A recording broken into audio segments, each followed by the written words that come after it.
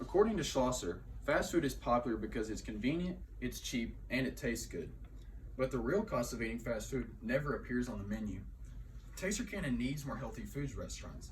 And with Texarkana being situated on I-30 between Little Rock and Dallas, there are many people that pass through and need something convenient and fast, which fast food accommodates for that perfectly. So Texarkana has built a bunch of fast food chains to help accommodate for the people that pass through.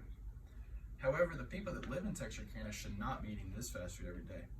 Texarkana has very limited restaurants that offer healthy food, and some of the restaurants that we consider healthy in Texarkana, like Ironwood, Olive Garden, Jason's Deli, and Tropical Smoothie, etc., are actually not healthy at all.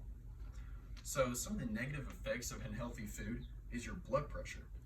A lot of fatty foods or high sodium foods are really good at raising your blood pressure, which is bad for your heart. And a normal blood pressure level is 120/80, which is the systolic number over the diastolic number. The feeling of being bloated or having gas, your cholesterol, anything below or around 200 milligrams per deciliter is pretty normal range.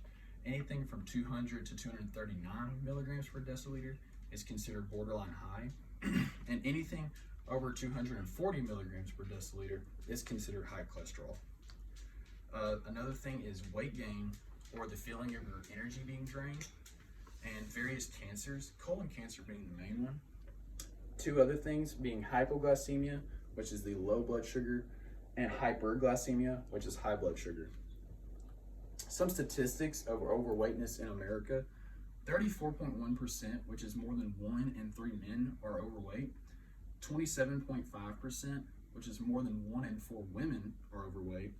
9.2%, which is about 1 in 11 adults, have severe obesity.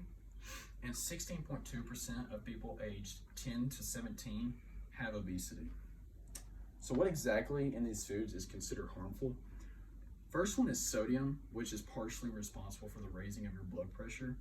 It's also responsible for heart disease, and dietary guidelines for Americans recommends that we have around 2,300 milligrams of sodium per day, and Americans are averaging 3,400 milligrams per day. And people being in Texarkana, I'm sure y'all have heard of Tropical Smoothie, and if you've ever had a smoothie from there, you might think it's a healthy option and good for your health, when in reality, it is responsible for well over half of the daily sodium that you get in your body, coming in at 1,570 milligrams of sodium.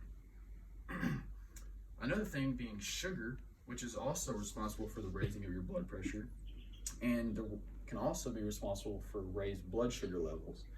Anything above 140 milligrams per deciliter is considered high blood sugar. Sugar can be responsible for weight gain, fatty liver disease, and according to heart.org, American adults consume on average of 77 grams of sugar per day, which is more than 3 times the recommended amount. And this adds up to around 60 pounds of sugar annually. And the next thing would be calories, which obviously that's going to vary from person to person. For me, I'm consuming between 3,500 calories to 4,000 per day, strictly because I've been skinny most of my life, and I have a super high metabolism. I'm also 6'4", so I'm pretty tall. I downloaded the MyFitnessPal app, which helped me to focus more on high calorically dense foods, but also low sodium and low sugar foods. And when I downloaded that app and I would eat fast food and I would put it in there, it would really open my eyes to just how much sodium and sugar and fat is in those foods. So it actually motivated me to want to eat better. And one way that I do that is if I go to a restaurant and I put in the app, which I've learned a lot now, so I can know what things have low sodium and low sugar. But I'll usually find something that is high calorie but low sugar and low sodium. Or another option is to just eat in a grocery store and do your research. One thing that calories can be responsible for is dementia, which is your impaired ability to think and remember. And it also can be responsible for diabetes. The daily amount that a woman should have in calories is about 2,000, and for men it's about 2,500. But Americans are averaging 3,600 calories per day. My solution to this would be, with the growth of Texarkana, I fully believe that we'd be able to support a new healthy foods restaurant chain. because usually with healthy food comes a little bit more of an expense. But with the rapid growth of Texarkana, I think we'd be able to support that. And after hearing these statistics, I hope that it would motivate you to want to eat better and to focus more on foods that are low sugar and low sodium, which is going to be better for your overall health.